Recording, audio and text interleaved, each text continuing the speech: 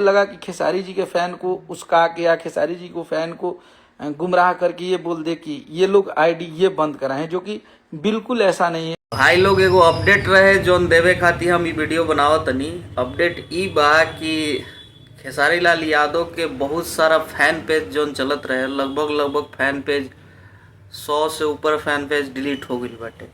ये हम नहीं कहत, ये खुद उनकर राइटर अखिलेश कश्यप लाइव आके कहत रहन, और काफ़ी लोग भी ये पे वीडियो बना चुकल बटे। और पता ना किस वजह से डिलीट होता, उनकर आपस के टीम के मतभेद बा या कुछ और बा, का बात बा ये बात नहीं के। कोई कहता सुलभ कुमार डिलीट करवावत रहे, तो कोई कहता कि नीतीश यादव डिलीट करवावत रहे।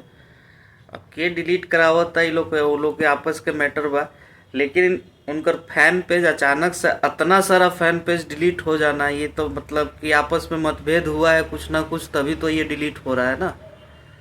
तो पता नहीं जब से वो चुनाव लड़े हैं उसके बाद से ये सारा चीज़ हो रहा है, क्या हो रहा है उन लोगों के बीच में पता नहीं चल रहा है, उन लोगों के बीच में क्या चल रहा है भाई लोग। तो अगर आप लोगों को कुछ लगता है तो आप लोग कमेंट में बताइए। बाकी ये छोटा सा अपडेट था जो देने के लिए मैं आया था। मैं आपका भाई मोनू सिंह, जय भोजपुरी।